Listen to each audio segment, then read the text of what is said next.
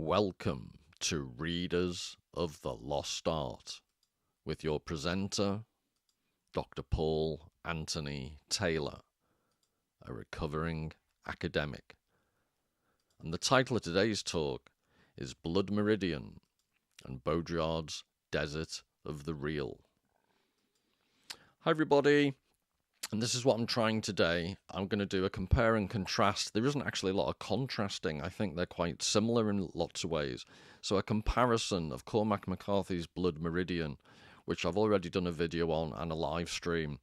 And from that live stream, it came back to me. I remembered sections of this book by Jean Baudrillard, America, and how he talks about the American desert in both cultural terms and geological terms, and the role it plays in the American imaginary. And I like Jean Baudrillard. I've always had a fond spot for him, and I think he's massively misrepresented. And so I'm going to try and sell him to you. I think he's missold as a postmodern relativist, and he hasn't got anything. It's all, arty-farty, pretentious French writing. And by comparing it directly with Cormac McCarthy's work, I want to show you some of the glaring similarities as far as I can see, but also try and convey to you what I think is the purpose of Baudrillard's work. And America's, I think, difficult as it can be, is one of his more accessible works because it's not an overtly philosophical piece of writing. It's actually a travelogue, and it's more poetic, and as is a lot of his philosophy, but I think quite stunningly beautiful. And it brings back quite a lot of fond memories for me, because it was 87, 88, I spent a year studying at the University of Pennsylvania, and in the summer of that year, when we'd finished it in Philadelphia, we got, myself and 4 friends got a drive away, it's called. You take a car that someone wants transporting, and we went from Philadelphia to Los Angeles in 8 days, I think it was. And we spent a good section of that in Colorado and the surrounding area, and then we drove into Las Vegas and then Los Angeles. So a lot of the scenery and landscapes that are described in both America and Blood Meridian, I've got some sense for, and I've spent a little bit of time there. And it's absolutely stunning.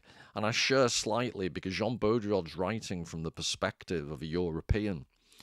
And in the live stream, I mentioned this, the idea that we were 4 British people discussing an archetypally American novel.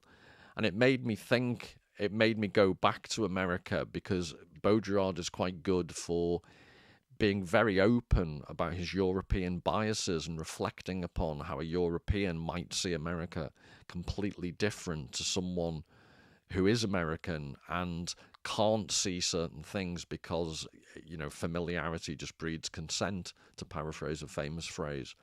So these are the 2 guys, and I think it was Night Sky in the comments, apologies if I've misremembered that. She pointed me towards an interview Cormac McCarthy did with that great literary critic, Oprah Winfrey. And I find him a very interesting character because for all that he writes in such an erudite and flowery way, he's not the most chatty of people. And it's not that it's like getting blood out of a stone, but he's like slightly diffident and almost shy, and he doesn't say an awful lot. I think he lets his writing do his speaking for him. And then and for such a mild-mannered man, it's just quite shocking how the violence he writes about, the absolute horrific events that are lodged in that seemingly avuncular mind. And then on the right, you've got my mate Jean Baudrillard, and I had to pick a photograph where he was smoking. It's just, the French philosopher par excellence, as they would say. And as I've said, I think he's misrepresented. So in some ways, I think he's confused with the thing he's describing. He's describing the irrationality, the madness of the screen-based culture we live in. And people, for some reason, seem to have assumed he was condoning it, which I don't think is true at all. And this is just a little visual pun. Some of you might recognize this from the film The Matrix, which at the time was cutting edge. I'm guessing it's an old classic now. But this is his book, Simulacra and Simulation. And there's a visual pun because the film is about simulation, but also this was the book that I'm going to quote from initially. I think is that the character Neo says, "Welcome to the desert of the real." And the desert of the real is a concept found in this book. But I think what's quite funny is the way the book is hollowed out. I think it's money and computer disks are stored in the hollowed out book. And to a certain extent, the film itself is a hollowed out, shallower version of Baudrillard's work. So it's quite a clever, was it the Wachowski brothers made the film, directed the film. And I just think that's a nice little reflection upon the multiple ironies, the layers of simulation that Baudrillard refers to. And this is just to, I want to be thorough with the dealing with the concept of the desert of the real. So just to show its origins, originally, I'll explain how we get to it in Baudrillard, but this is Lewis Carroll. So what a useful thing a pocket map is, I remarked. That's another thing we've learnt from your nation, said Meinherr. Map-making, but we've carried it much further than you. What do you consider the largest map that would be really useful? About 6 inches to the mile? Only 6 inches, exclaimed Meinherr. We very soon got to 6 yards to the mile. Then we tried 100 yards to the mile. And then came the greatest idea of all. We actually made a map of the country on the scale of a mile to the mile. Have you used it much? I inquired. It has never been spread out yet, said Meinherr. The farmers objected. They said it would cover the whole country and shut out the sunlight. So we now use the country itself as its own map, and I assure you it does nearly as well. So that's Lewis Carroll. And from that, Jorge Luis Borges, an Argentinian brilliant writer, so in a story that's in the collection Collected Fictions, it's called On Exactitude in Science, and the reference at the end there, Suarez Miranda, Viajes de Barones Prudentes, which is travelling by prudent men in English, it's just a made-up reference. So Borges starts the ball rolling. If you're going to start talking about simulation and what's real and what isn't real, Borges often does this. He just creates layers within layers of his narratives. So he's writing what is purportedly a section from this completely made up bit of fiction within his already fictional story. So in that empire, the art of cartography attained such perfection that the map of a single province occupied the entirety of a city, and the map of the empire the entirety of a province. In time, those unconscionable maps no longer satisfied, and the Cartographers' Guild struck a map of the empire, whose size was that of the empire, and which coincided point for point with it. The following generations, who were not so fond of the study of cartography as their forebears had been, saw that that vast map was useless, and not without some pitilessness was it that they delivered it up to the inclemencies of sun and winters. In the deserts of the West, still today, there are tattered ruins of that map, inhabited by animals and beggars. In all the land there is no other relic of the disciplines of geography. So, just to clarify and reiterate, Lewis Carroll had this notion of a one-for-one map. Borges takes that and develops it here, and then Baudrillard takes it further. So he starts off this book, Simulacra and Simulations, with, and this is what's funny, is Ecclesiastes is obviously a book from the Old Testament, but he pretends, he introduces this fake epigraph. The simulacrum is never what hides the truth. It is truth that hides the fact that there is none. The simulacrum is true. So this is just a completely made up quote, not from Ecclesiastes. I think the opening of the book is Simulacra and Simulation is called Procession of Simulacra. So this is how he starts the chapter. If once we're able to view the Borges fable, in which the cartographers of the empire drew up a map so detailed that it ends up covering the territory exactly.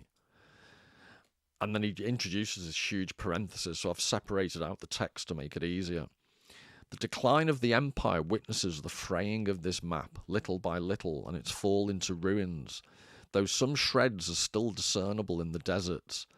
The metaphysical beauty of this ruined abstraction testifying to a pride equal to the empire and rotting like a carcass, returning to the substance of the soil, a bit as the double ends by being confused with the real through aging. So I've emboldened bits there, and I'd ask you to remember them, because you will see these themes coming out in the Cormac McCarthy and Baudrillard quotes from America. I just think it's interesting you see them reappear in different forms. So rotting like a carcass, often in Blood Meridian, rotting animals and their bleached white bones are described on the floor of the desert, which in turn is described like some type of sandy sea. And the substance of the soil, I'm going to be looking at today the concept of essence, and how for Baudrillard and McCarthy the desert is almost an artistic rendering of, both an artistic and a geological rendering of the pure essence of existence. It's almost Heideggerian. So as the most beautiful allegory of simulation, this fable has now come full circle for us and possesses nothing but the discreet charm of second-order simulacra. Now, I won't bore you senseless with how Baudrillard orders the different types of simulation, but the basic idea is, in the second order of simulation, what you have is something called the trompe-l'œil, the trick of the eye in French. So when there's still a relationship that we have to reality, your eyes can be tricked. But then, for example, if you see the trompe-l'œil effect, you realize that actually you've been tricked and reality still exists, and what you thought was reality is just a representation. So that's the second order of simulation. Baudrillard then claims in the third order of simulation that we now live in, or maybe even the fourth, because we've gone beyond it, we can't tell, and this is why he talks about the cartography, the map of the empire, the one for one. Baudrillard's basic shtick, and it's a very regular theme in his work, it's the overwhelmingly common theme in his work, is that we live in a society where it's become the difference between reality and its representation has just broken down. And why that's relevant to Cormac McCarthy and Blood Meridian is, it's an interesting element of Blood Meridian that so often the people travelling in this desert are subject to an hallucinatory quality of the environment, and they'll see things, mirages that aren't actually there, and it's just they're going into the heart of a shimmering darkness in the desert. So some of these concepts, I think, are really interestingly relevant. So then I will finish with this before we get stuck into what hopefully will be an interesting interpretation of all this. I just wanted to get the relatively abstract theory out the way first. So today, abstraction is no longer that of the map, the double, the mirror, or the concept. Simulation is no longer that of a territory, a referential being, or a substance. It is the generation by models of a real without origin or reality, a hyperreal. The territory no longer precedes the map, nor does it survive it. It is nevertheless the map that precedes the territory. Put my teeth back in. Procession of simulacra that engenders the territory. And if one must return to the fable today, it is the territory whose shreds slowly rot across the extent of the map. It is the real and not the map whose vestiges persist here and there in the deserts that are no longer those of the empire, but ours, the desert of the real itself. And then you get in the Matrix film, welcome to the desert of the real. And again, I keep asking you to remember things, but to bring this to Blood Meridian, in Blood Meridian, I'm sure there's a bit where the judge talks about how humankind makes their own meaning in the world, and the world is essentially meaningless. And I think he refers to like a thread in the labyrinth, like the story of Ariadne and the Minotaur and Theseus. And this idea of what is real and what is the representation, and what lies behind representation, I mentioned the concept of essence. And I do see the desert as almost like this Joseph Conrad Heart of Darkness place. And I'll illustrate that with some paintings by Henri Rousseau. So here you have Scout Attacked by a Tiger from 1904, Henri Rousseau. And just to try and explain why, because you might think I've gone bonkers, the idea about how deep into reality can you go before it just very, very quickly gets very, very confusing. And in Blood Meridian, by day, it's blindingly light. Reality is overwhelming in the light it gives off. And then at night, similarly, it's overwhelmingly dark and disorientating. And it's just such an intense place. So to get to the essence of reality, the whole reading of Blood Meridian, and this is where you need to tell me in the comments whether I've lost my marbles or not, it just reminds me of this, because Scout Attacked by a Tiger, 1904, it's almost like Martha Rothko, the very centre, just above the tiger's head.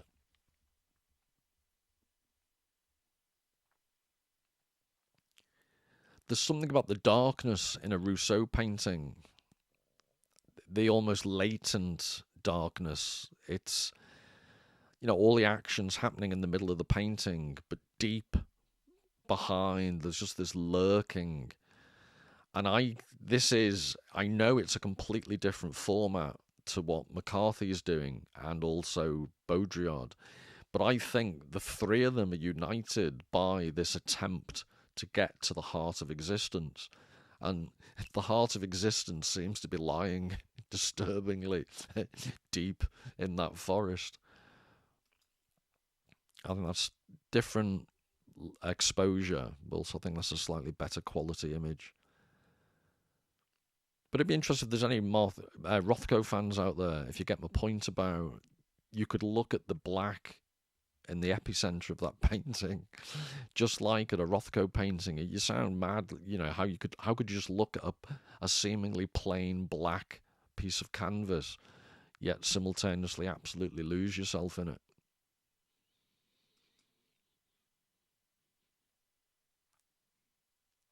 So maybe I'm odd I've never really been interested in what the tiger's up to. It's what's lurking behind.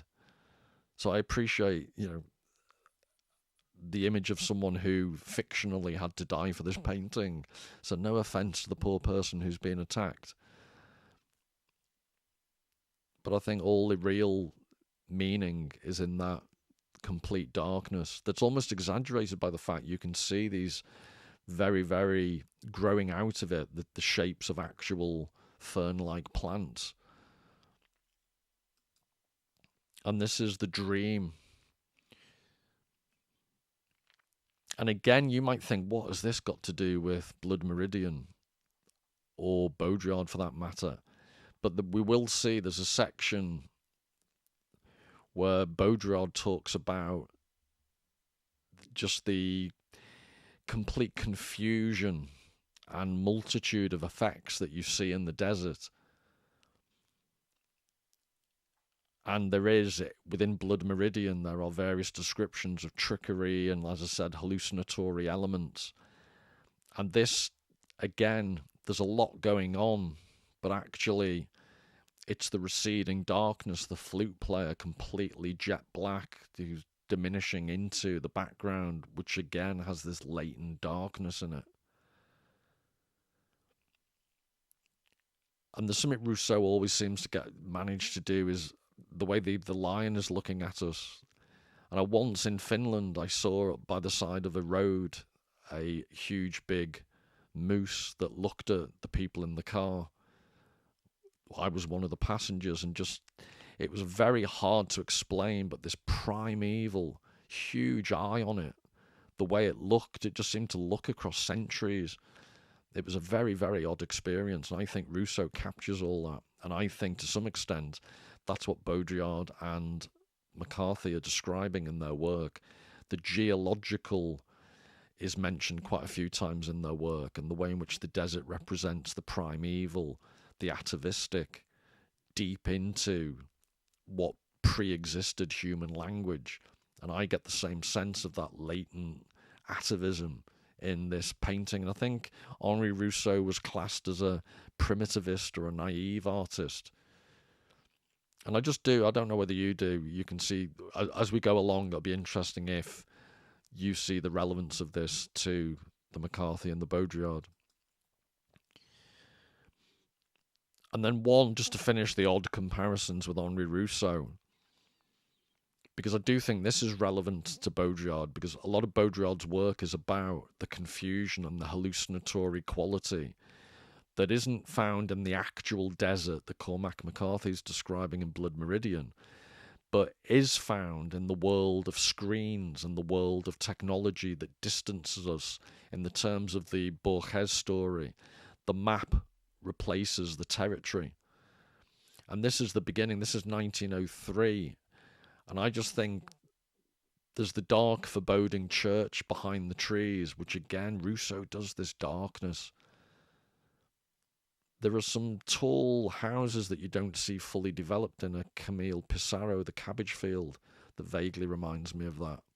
But notice to the left, you've got a lamppost, and then you've got these overbearing, the dark, minatory, threatening sky, but also these, the biggest theme of the whole picture are these telegraph poles.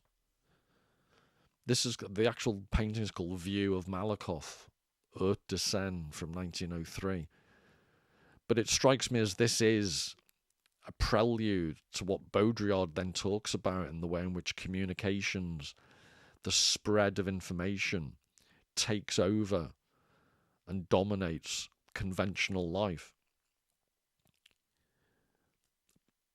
Baudrillard then talks about the way in which, for example, in the middle of the desert, so Cormac McCarthy is writing about relatively settled technological conditions. They're just going around on horses and they have guns and they're in the wilderness, so technology doesn't play a massive part.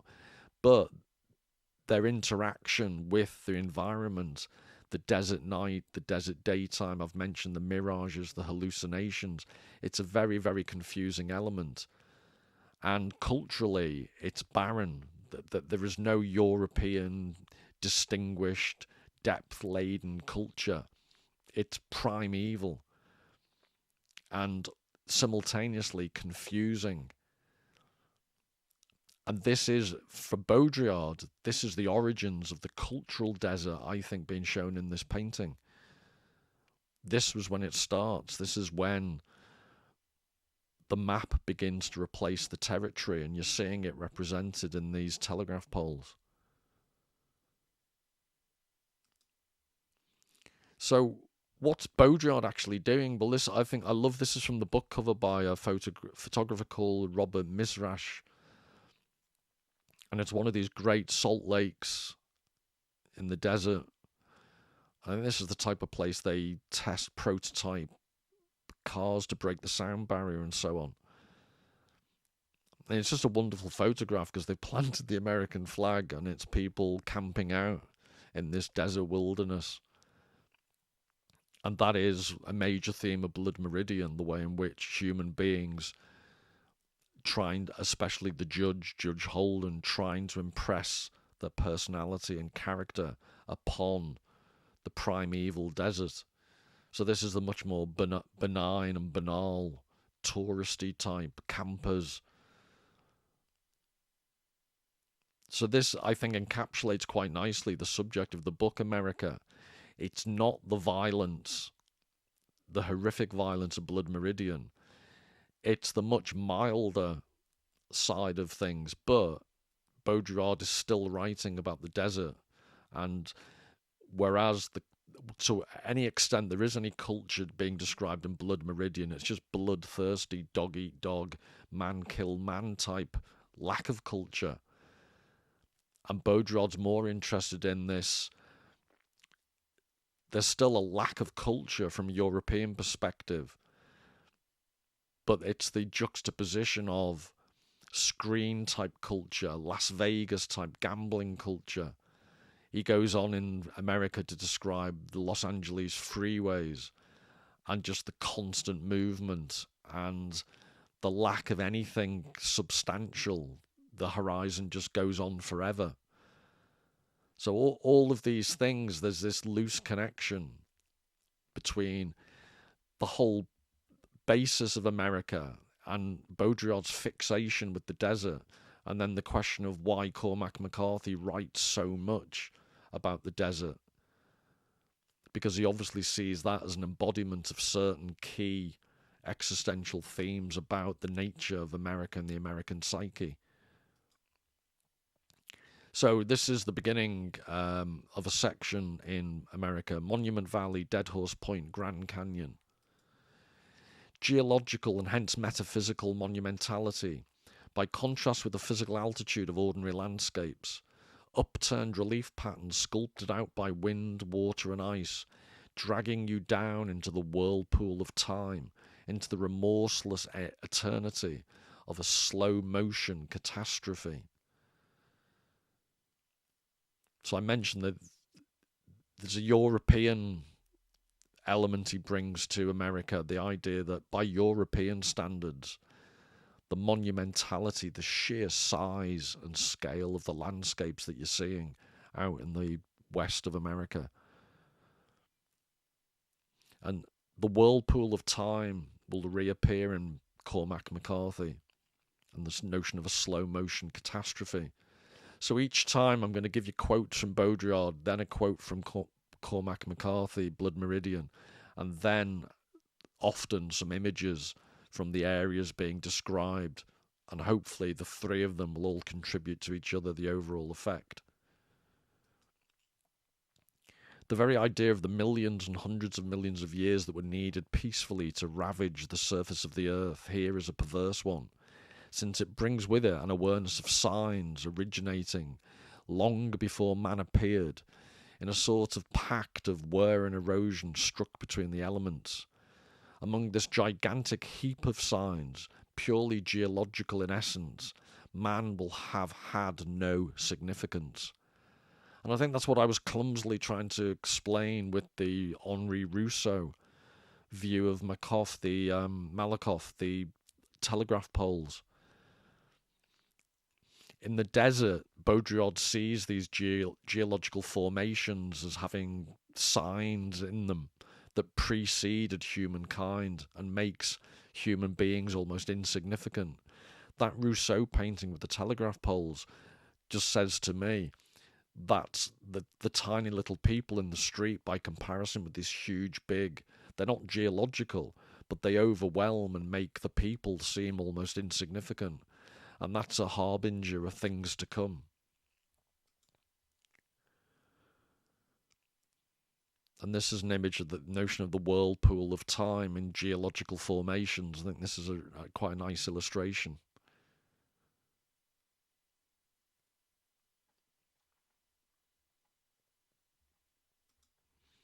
They wandered the borderland for weeks, seeking some sign of the Apache.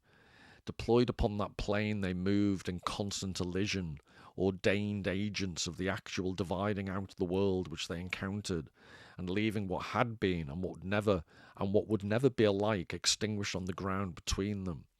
Spectre horsemen, pale with dust, anonymous in the crenellated heat. So that's Blood Meridian, and the previous... Oh, sorry.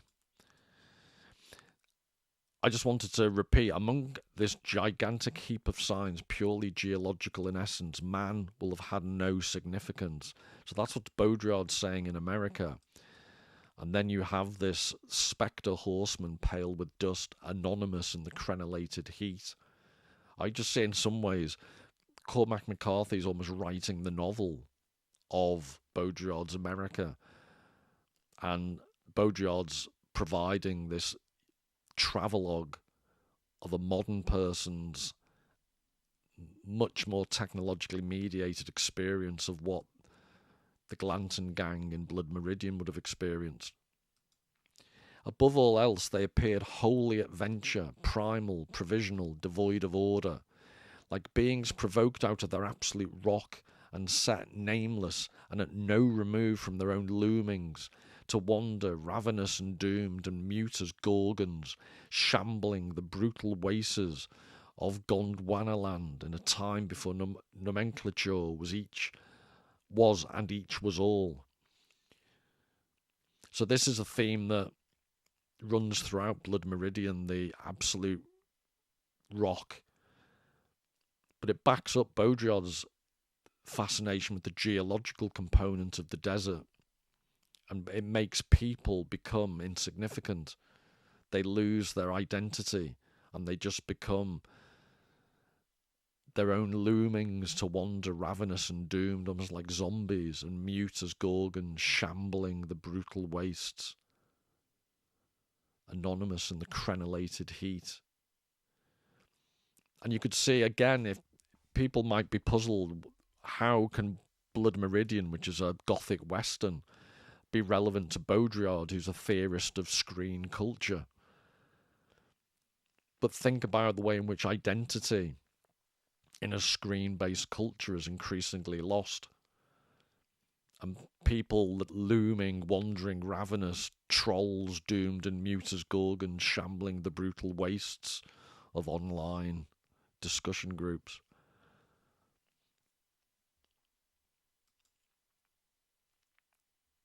And this is a sandstorm. These are buttes, and I'm pretty sure this is Colorado. And you'll see more images of this. Is that the flat thing in the background? I think is a mesa. Sorry, I know nothing about geological formations, as you'll soon find out. But I just think they're such, atmospheric. This is the type of terrain the Glanton gang are travelling over. They rode on, and the sun, so again, Blood Meridian. They rode on, and the sun in the east flushed pale streaks of light, and then a deeper run of colour, like blood seeping up in sudden reaches, flaring plain-wise, and where the earth drained up into the sky at the edge of creation, the top of the sun rose out of nothing like the head of a great red phallus, until it cleared the unseen rim and sat squat and pulsing and malevolent behind them. The shadows of the smaller stones lay like pencil lines across the sand, and the shapes of men and their mounts advanced elongate before them, like strands of the night from which they'd ridden, like tentacles to bind them to the darkness yet to come. So this is a brilliant portrayal of the tenuous connection of the men in the novel to the reality surrounding them. And again, I'm suggesting that's a major theme in Baudrillard.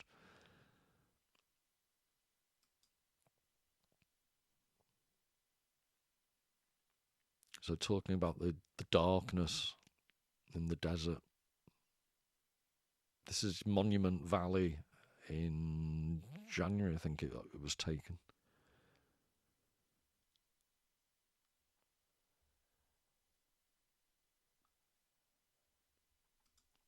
If you approach the society, so this is Baudrillard's America again, if you approach the society with the nuances of moral, aesthetic, or critical judgment, you will miss its originality, which comes precisely from its defying judgment and pulling off a prodigious confusion of effects. To sidestep that confusion and excess is simply to evade the challenge it throws down to you. And this is this emboldened phrase here, a prodigious confusion of effects. That is what made me think of the Henri Rousseau picture of the jungle and all those various objects and the flute player and the woman on a chaise longue. Isn't that Wet Leg? That song, I'm a chaise longue, I'm a chaise longue. But there's prodigious confusion of effects. You've got the dark, brooding blackness of the Rousseau painting, and in front of it you've got all this really confusing, dreamlike. That's what the painting's called, The Dream. The violence of its contrasts, the absence of discrimination between positive and negative effects, the telescoping of races, technologies and models, the waltz of simulacra and images here is such that, as with dream elements, you must accept the way they follow one another, even if it seems unintelligible. You must come to see this whirl of things and events as an irresistible fundamental datum. So Baudrillard himself makes this direct comparison with dream elements. And just to repeat, the Rousseau painting is called The Dream.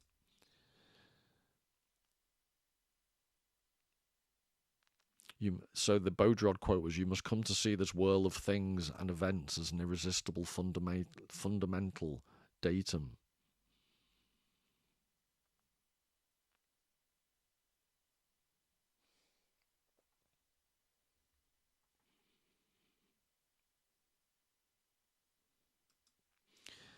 It's Baudrillard America again. Its definition is absolute.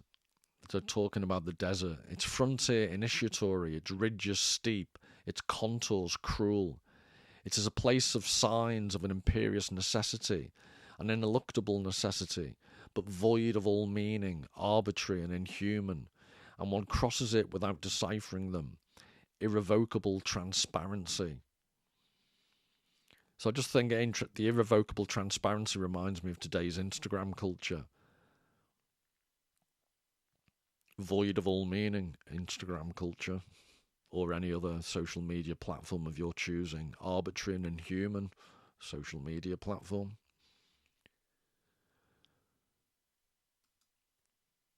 But this idea of the frontier initiatory, its ridges steep, its contours cruel, that's Baudrillard, and you just see it again in Cormac McCarthy. They set forth in a crimson dawn where sky and earth closed in a razorous plain. Out there, dark little archipelagos of cloud and the vast world of sand and scrub, shearing upward into the shoreless void, where those blue islands trembled and the earth grew uncertain, gravely canted and veering out through tinctures of rose and the dark, beyond the dawn to the uttermost rebate of space. They rode through regions of parti-coloured stone, upthrust in ragged curves and shelves of tap rock, reared in faults and anticlines, curved back upon themselves and broken off like stumps of great stone tree boles, and stones the lighting had clove open, seeps exploding in steam in some old storm. They rode past trapdikes of brown rock running down the narrow chenes of the ridges and onto the plain like the ruins of old walls, such auguries everywhere of the hand of man before man was or any living thing.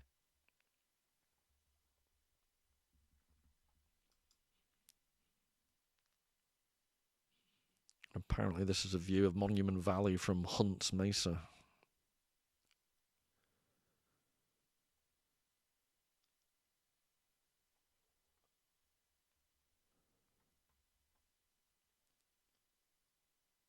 I just think you can see in all the formations and the descriptions, the shearing and all the things that are described by Cormac McCarthy. You can see in the image. The towns, so this is Baudrillard talking about America again, Las Vegas area. The towns of the desert also end abruptly. They have no surround. And they have about them something of the mirage, which may vanish at any instant. You only have to see Las Vegas, sublime Las Vegas, rise in its entirety from the desert at nightfall, bathed in phosphorescent lights, and return to the desert when the sun rises after exhausting its intense superficial energy all night long, still more intense in the first light of dawn, to understand the secret of the desert and the signs to be found there, a spellbinding discontinuity, an all-enveloping, intermittent radiation. And again, I've just got a really fond memory of it. It came as such a surprise. We were in a motel, and we'd been out in Las Vegas that night, and I was up late. I always am. I was just looking out over the horizon, and what I mean was I wasn't expecting it. It's one of the most beautiful things I've ever seen. This weird neon lights going up into the desert sky, and the neon, all these, garish, horrible lights, actually, for that, few moments, looked absolutely stunning. And it's always interesting when you're not expecting something, it has almost double the effect. So I've got the exact opposite experience. Went to Venice and absolutely detested the place because of all the tourists. But Las Vegas, because it's already so tacky, and in the middle of the night going on very early morning, no one's awake, or very few people, and you're just looking out on this neon in the sky. It was just incredible.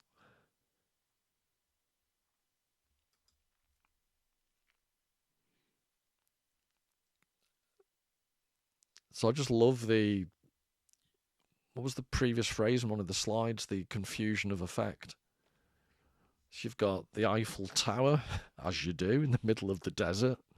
That looks like in the middle the Arc de Triomphe and then in the background that really, really hideously ugly, I'm assuming, is a massive hotel. There's a building in Warsaw that I think Stalin had it built. When you come out, this was years ago, I was in Warsaw, but you come out the underground, and it's the first thing you see in Warsaw, and it's so ugly. It's just like something from Gotham City in the movie. It's so ugly. It's actually beautiful in a weird, weird way. And this is like the banal version of that ugly, beautiful Stalin building in Warsaw.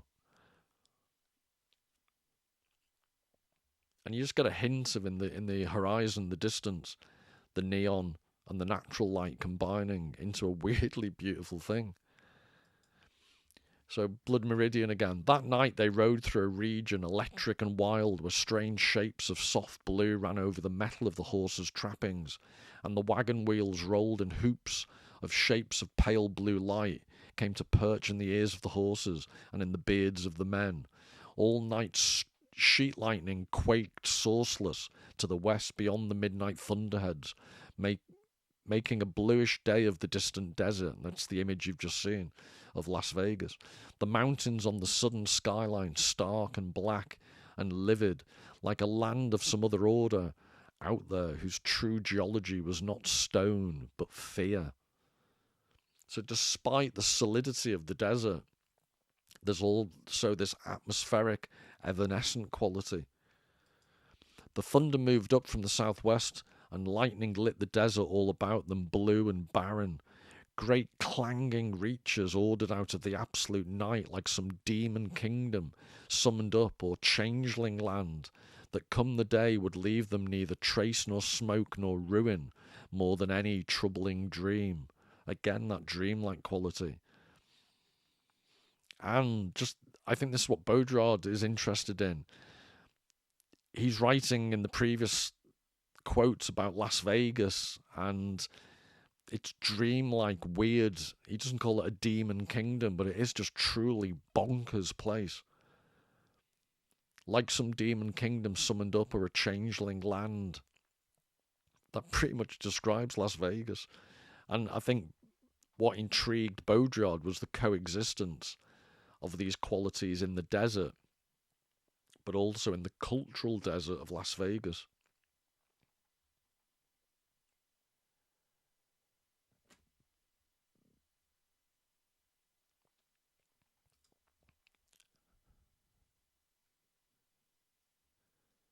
And that, if you wanted an example of more garish lighting,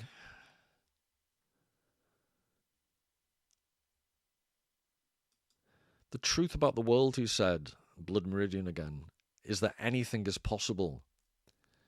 This is Judge Holden speaking. So the truth about the world, he said, is that anything is possible. Had you not seen it all from birth and thereby bled it of its strangeness, it would appear to you for what it is, a hat trick in a medicine show, a fevered dream, a trance be populate with chimeras, having neither analogue nor precedent, an itinerant carnival, a migratory tent show, whose ultimate destination after many a pitch in many a mudded field is unspeakable and calamitous beyond reckoning. So again, this is Blood Meridian, but it could be describing Las Vegas. And he's using it as a notion of life and the world. And this is Baudrillard's point. Las Vegas in the middle of the desert is the combination of the desert's intrinsic qualities and human culture in desert-like form. The universe is no narrow thing, and the order within it is not constrained by any latitude in its conception to repeat what exists in one part in any other part. Even in this world, more things exist without our knowledge than with it, and the order in creation which you see is that which you have put there, like a string in a maze, I mentioned that earlier, so that you shall not lose your way, for existence has its own order, and that no man's mind can compass, that mind itself being but a fact among others.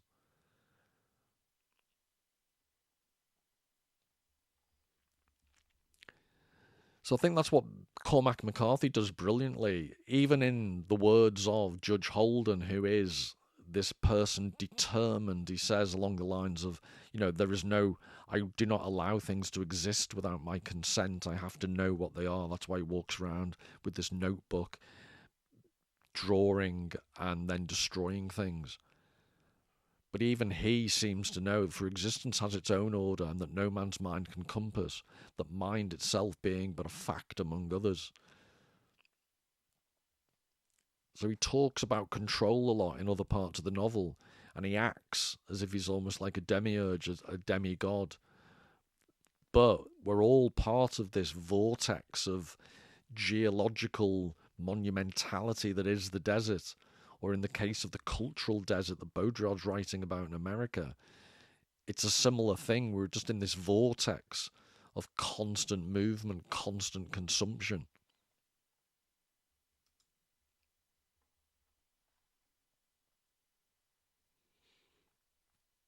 And this was Las Vegas's yellow period, in homage to Van Gogh, I'm guessing.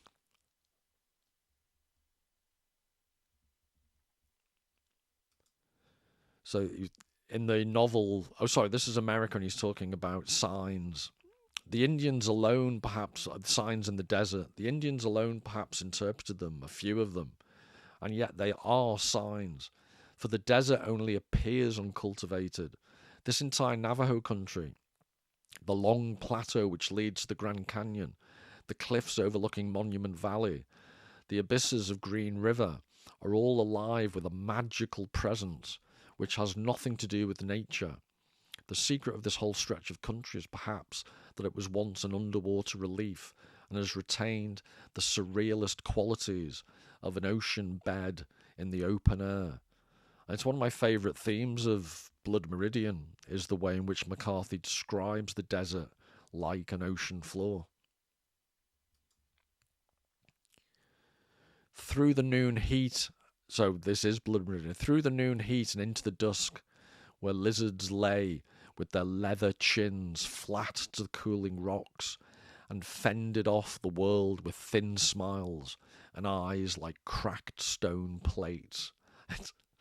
That might be my favourite sentence in the whole book. The way he combines the description of his absolute overwhelming heat, where lizards lay with their leather chins flat to the cooling rocks and fended off the world with thin smiles and eyes like cracked stone plates. It's just stunningly good.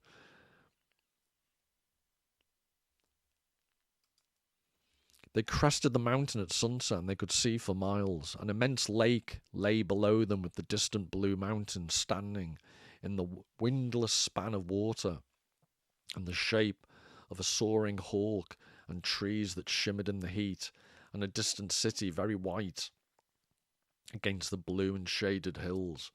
They sat and watched. They saw the sun drop under the jagged rim of the earth to the west, and they saw it flare behind the mountains. And they saw the face of the lake darken and the shape of the city dissolve upon it. They slept among the rocks face up like dead men. And in the morning when they rose, there was no city and no trees and no lake, only a barren, dusty plain. So the previous quote from Baudrillard about magical presence and surrealism, I think you can see it in this writing by McCarthy. The complete mirage of what they thought was a city and a lake proves to be, upon waking, absolutely absent.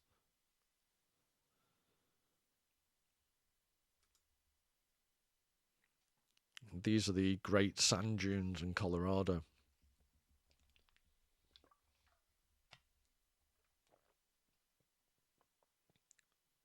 So this idea of McCarthy always describing the desert like the sea, and this is one of the best visual examples. So Jean Baudrillard again. Having said that, there is something mysterious about Death Valley in itself. However beautiful the deserts of Utah and California may be, this one is something else again, something sublime. The preternatural heat haze that enshrouds it, its inverse depth below sea level, this landscape with its underwater features, its salt surfaces and mud hills, the high mountain chains surrounding it, making it a kind of inner sanctuary, a gentle spectral place of initiation, which comes from its geological depth and the atmosphere of spiritual limbo. What has always struck me about Death Valley is its mildness, its pastel shades, and its fossil veil, the misty phantasmagoria of its mineral opera. And just to point out that last bit, its pastel shades and its fossil veil, the misty phantasmagoria of its mineral opera, that's almost McCarthy-esque.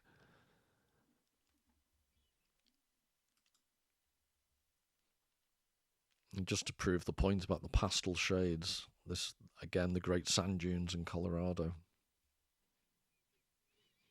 I've got to say, Colorado is a stunningly beautiful state.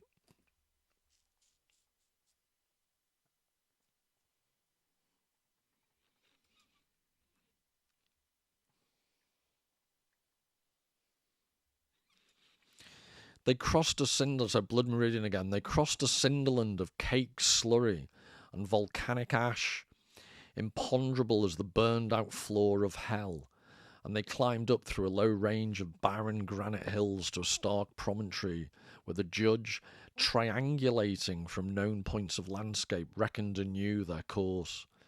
A gravel flat stretched away towards the horizon. Far to the south, beyond the black volcanic hills, lay a lone albino ridge, sand or gypsum, like the back of some pale sea beast, surfaced among the dark archipelagos.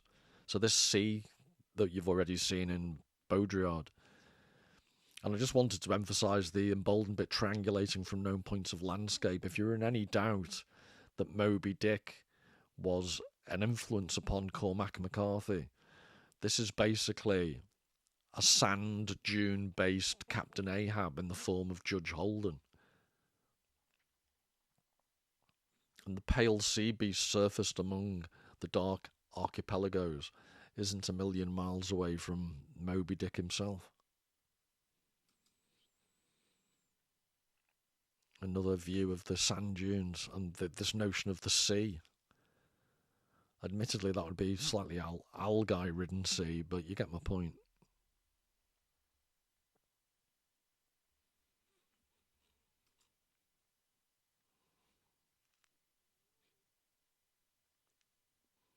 And the golden sands, they're just the light conditions. Everything changes, and this is all the way through Blood Meridian. I'm sure someone somewhere is doing a PhD or has done one on light effects in the desert in Cormac McCarthy's Blood Meridian.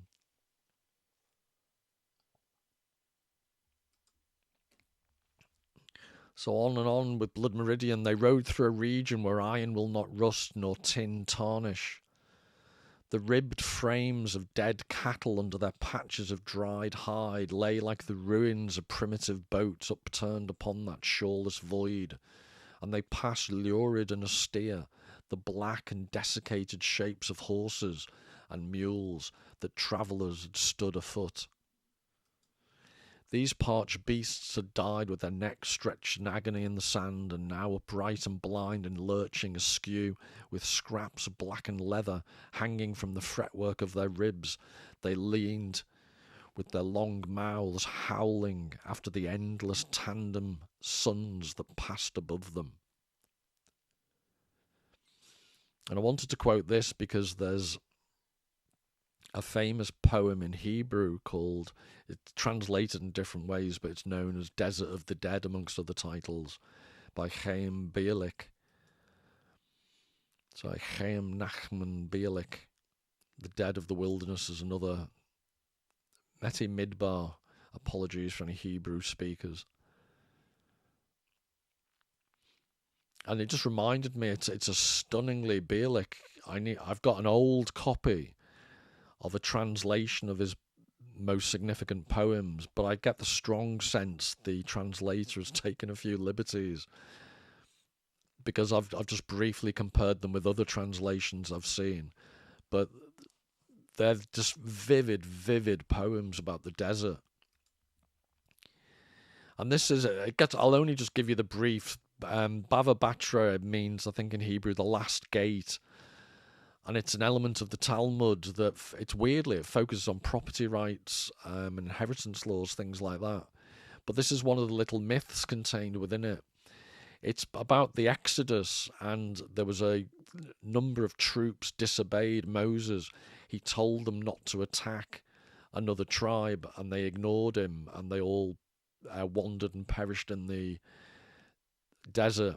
And there's a myth grew up around it that they were dead, like, without having fully decayed. They're just mummified in the desert, but they're also oversized like giants. And this is the description: they were lying on their backs, and the knee of one of them was elevated, and he was so enormous that the Arab entered under his knee while riding a camel with his spear upright, and he did not touch him. I cut one corner of the sky blue garment that contains ritual fringes of one of them, and we were unable to walk. The Arab said to me, perhaps you took something from them, return it, as we know by tradition that one who takes something from them cannot walk. I then returned the corner of the garment, and then we were able to walk. So there's supernatural properties, there's this idea of bodies in the desert. McCarthy writes about it all the time. And it just reminded me of this really haunting poem. So just to be clear, this was the influence. This is from the actual Talmud, and it was it was part of the inspiration for writing the poem, The Dead of the Wilderness. And this is just a couple of lines, stanzas from it. Arise, therefore, wanderers, leave the wilderness, but do not raise your voices, tread silently. Lest your footsteps anger the desert and its sleepers. Let every man hearken in his heart to the echo of his tread. And I just think that captures some of the atmosphere of Blood Meridian. There is something uniquely weird. It's the silence and the vastness and the immobility and the monumentality, all these things that are described both in McCarthy and Baudrillard. But Bielik is one of the most evocative poets of the desert I've ever read.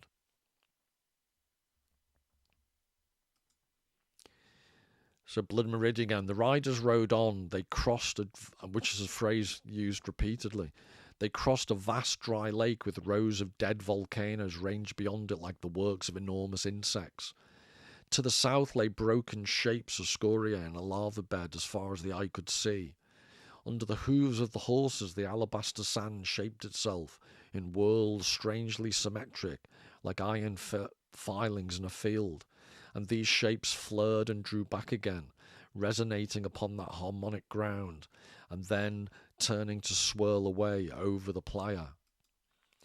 As if the very sediment of things contained yet some residue of sentience, as if in the transit of those riders were a thing so profoundly terrible as to register even to the uttermost granulation of reality.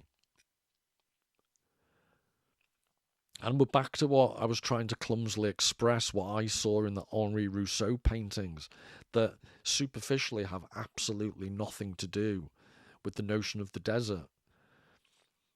But I maintain, and let me know if you think it's just a bad argument, but I'm just convinced that what all good artists are really trying to do is what McCarthy describes so stunningly beautifully here. A thing so profoundly terrible as to register even to the uttermost granulation of reality, as if the very sediment of things contained yet some residue of sentience. So to bring it to the Henri Rousseau painting, the dreamer, is it the The Dreamer or The Dream, I can never remember.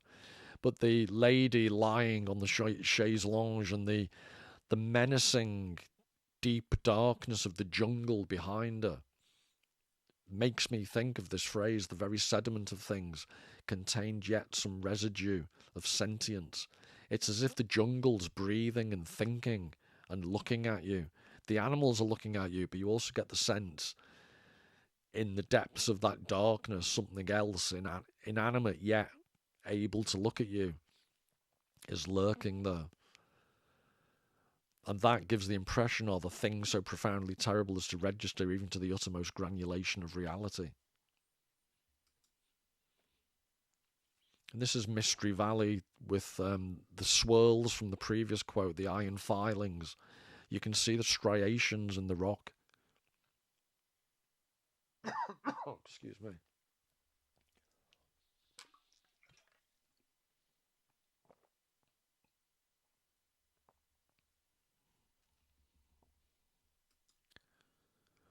This is Monument Valley from, obviously from a ground level shot.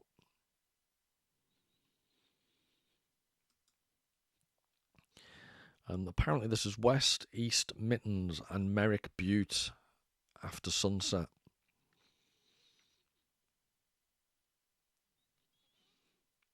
And unlike the Rousseau's different because I'm talking about the darkness containing some sediment of the essence of reality, whereas this is within the rock itself. Remember that phrase, as if the very sediment of things contain yet some residue of sentience. As if in the transit of those riders were a thing so profoundly terrible as to register even to the uttermost granulation of reality. I just can't get that phrase out of my head, granulation of reality.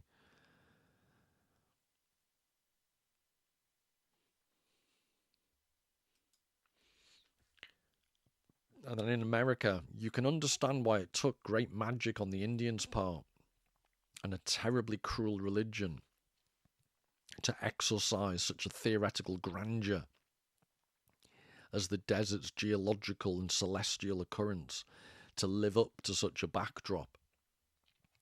So that's Baudrillard. And I think that's the type of thing he's describing.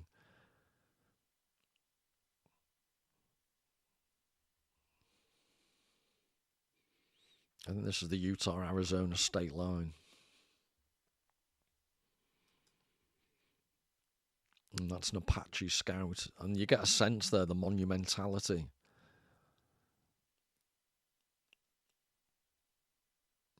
Just unbelievable. Just everything about it, the scale, the geological sedimentation point that was made previously.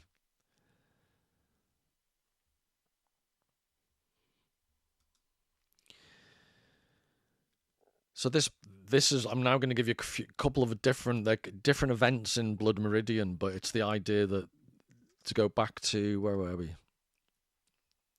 A terribly cruel religion. So the cruelty of the Indians is necessary in some way to live up to such a backdrop. That's the claim being made by Baudrillard. And here I would suggest as an example from Blood Meridian. The riders were beginning to appear far out on the lake bed. The Indians are coming to attack them. A thin frieze of mounted archers that trembled and veered in the rising heat. They crossed before the sun and vanished one by one and reappeared again. And they were black in the sun, and they rode out of that vanished sea like burnt phantoms with the legs of the animals kicking up the spume that was not real. And they were lost in the sun and lost in the lake, and they shimmered and slurred together and separated again, and they augmented by planes in lurid avatars and began to coalesce, and there began to appear above them in the dawn-broached sky a hellish likeness of their ranks, riding huge and inverted, and the horses' legs incredibly elongate, trampling down the high thin cirrus, and the howling anti-warriors pendant from their mounts, immense and chimeric, and the high wild cries carrying that flat and barren pan, like the cries of souls broke through some mistweave in the weft of things into the world below. And this is a different incident from memory in Blood Meridian again. But I think it's a beautiful description of what Baudrillard's describing about the unique cruelty of the Indians being a reflection of the environment they're in. Already you could see through the dust on the ponies' hides, the painted chevrons and the hands and rising suns, and birds and fish of every device, like the shade of old work through sizing on a canvas.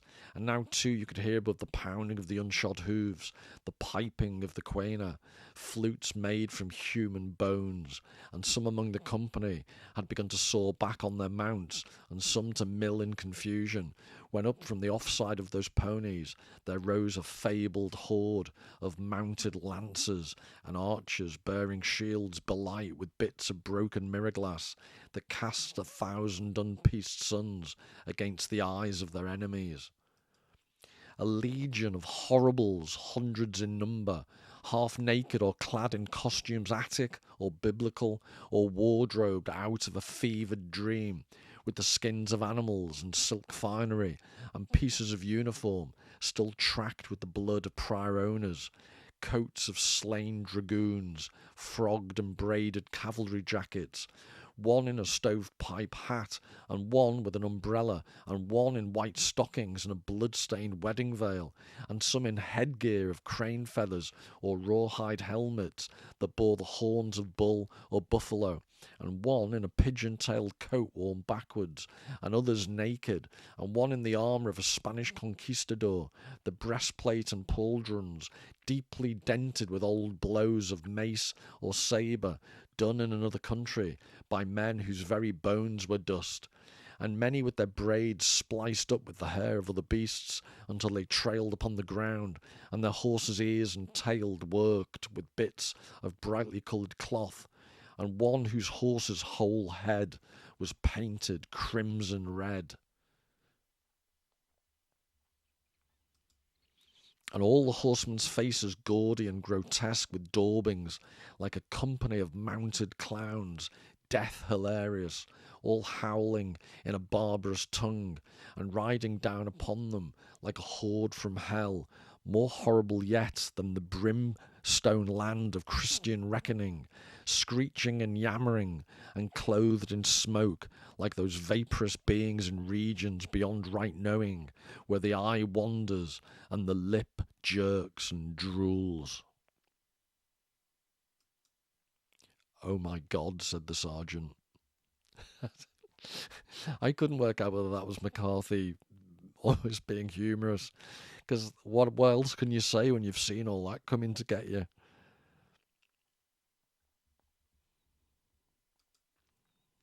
So again, intersplicing this, we're back to Baudrillard. What is man if the signs that predate him have such power? That's a major theme of Blood Meridian. A human race has to invent sacrifices equal to the natural cataclysmic order that surrounds it. It is perhaps these reliefs, because they are no longer natural, which give the best idea of what a culture is.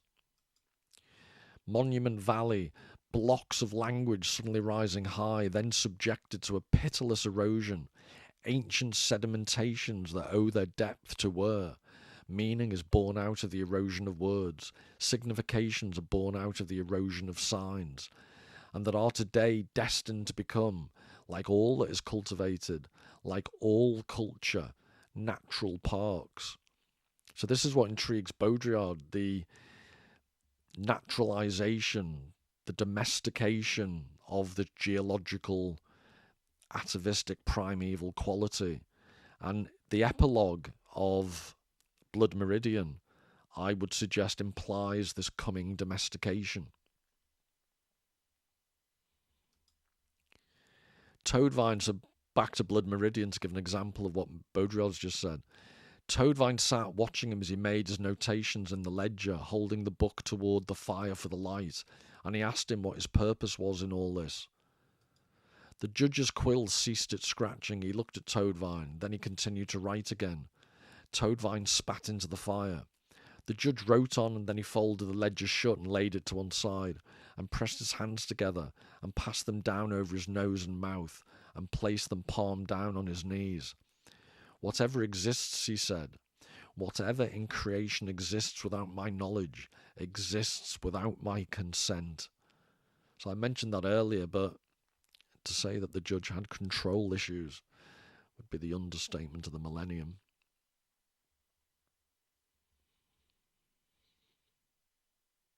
But this idea that the control of creation, Baudrillard's previous point about turning nature into cultural parks. So this is Monument Valley. It's known as, this rock structure is known as the thumb.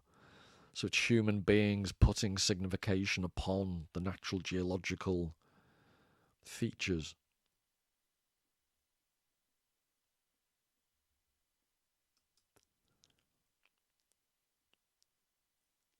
And this is with apparently this is US Route 163, 13 miles north of the Utah-Arizona state line. But this idea of mankind beginning to impose itself upon these geological formations, it's to repeat the epilogue, I think that's what it refers to at the end of Blood Meridian. But it's also, this is like almost like the antithesis of, if you think of the experience of the Glanton Gang and riding through this territory, and then the modern experience. Baudrillard writes at the very beginning of America about the experience of seeing these images through the windscreen of a car, and how it's a completely different screen-based experience, which is obviously a metaphor for how life has changed today.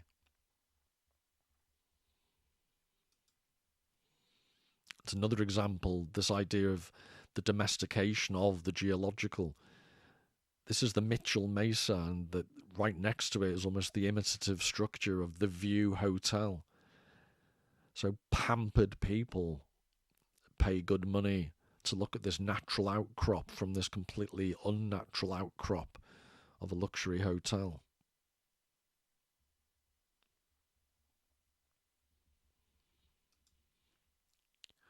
So Baudrillard again, American culture is heir to the deserts, but the deserts here are not part of a nature defined by the contrast with the town. Rather, they denote the emptiness, the radical nudity that is the background to every human institution. At the same time, they designate human institutions as a metaphor of that emptiness, and the work of man as the continuity of the desert, culture as a mirage, and the perpetuity of the simulacrum. I just find it interesting, Baudrillard saying, rather they denote the emptiness, the radical nudity that is the background to every human institution. And all the way through Blood Meridian, Judge Holden, well, not all the way, but every opportunity he gets, he's often naked. The natural deserts tell me what I need to know about the deserts of the sign. They teach me to read surface and movement and geology and immobility at the same time. They create a vision expurgated of all the rest, cities, relationships, events, media. They induce in me an exalting vision of the desertification of signs and men. They form the mental frontier where the projects of civilization run into the ground. They are outside the sphere and circumference of desire. We should always appeal to the deserts against the excess of signification, of intention and pretension in culture. They are our mythic operator. And I think that's interesting for the way you could almost substitute that second paragraph for Captain Ahab. And both Captain Ahab and Judge Holden are mythic navigators. So he says they are our mythic operator. You could also say mythic navigators.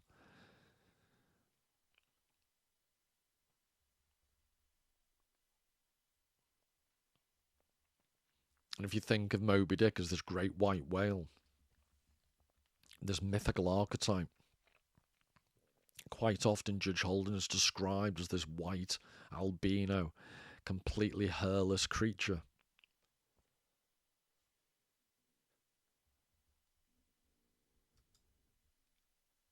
So Baudrillard again.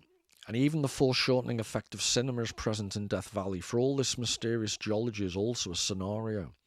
The American desert is an extraordinary piece of drama, though in no sense is it theatrical like an alpine landscape, nor sentimental like the forest or the countryside, nor eroded and monotonous like the sublunar Australian desert.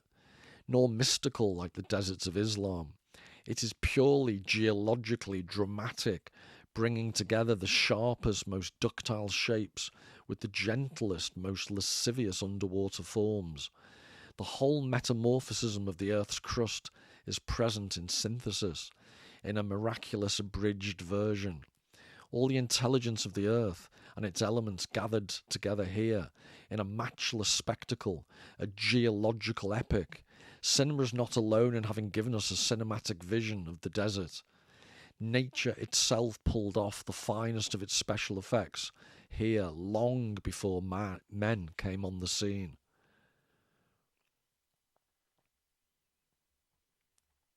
Again with I sound like Livia from The Sopranos, again with all the comparisons to the sea, the emboldened bit there. But the cinematic vision of the desert, this could be a John Ford classic western. Baudrillard's point is it just lends itself to a cinematic interpretation.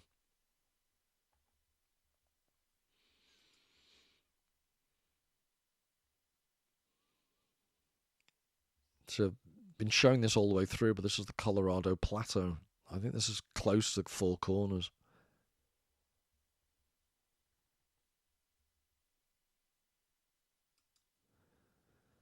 So coming to an end now, but Baudrillard's focus upon gambling, and all the way through Blood Meridian, the judge describes warfare and games, and I think this is relevant. So Baudrillard says the secret affinity between gambling and the desert, the intensity of gambling reinforced by the presence of the desert all around the town, the air-conditioned freshness of the gaming rooms as against the radiant heat outside, the challenge of all the artificial lights to the violence of the sun's rays, night of gambling sunlit on all sides, the glittering darkness of these rooms in the middle of the desert. Gambling itself is a desert form, inhuman, uncultured, initiatory, a challenge to the natural economy of value, a crazed activity on the fringes of exchange. But it too has a strict limit and stops abruptly. Its boundaries are exact. Its passion knows no confusion. And again, as a meta-commentary on Blood Meridian, the disgusting evil trade in scalps is what the Glanton gang are engaged in. And the constant gambling of people's lives in the warfare that the judge talks about, but the constant violence in which people are just killing each other for the slightest pretext. And arguably where the kid falls afoul of the judges, its passion knows no confusion. This is what Baudrillard's saying, but the kid had this underlying confusion. In lots of ways, he too is as evil as anyone else in the story. But the judge senses he doesn't have the passion. He is slightly confused.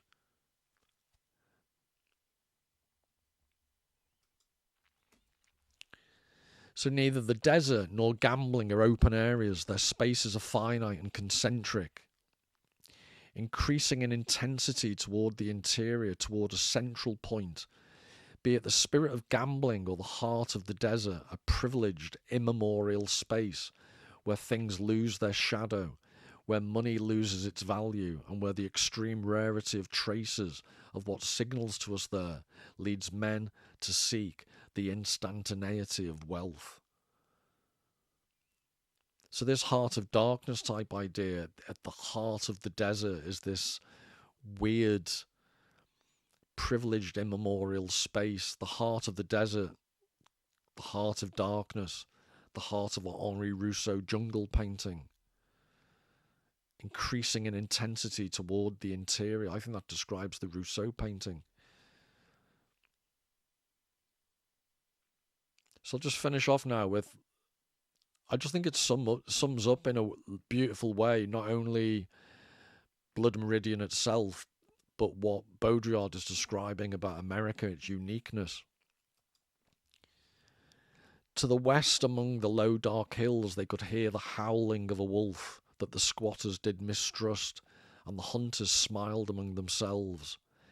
In a night so beclamoured with the jackal yapping of coyotes and the cries of owls, the howl of that old dog wolf was the one sound they knew to issue from its right form, a solitary lobo, perhaps grey at the muzzle, hung like a marionette from the moon, with his long mouth gibbering.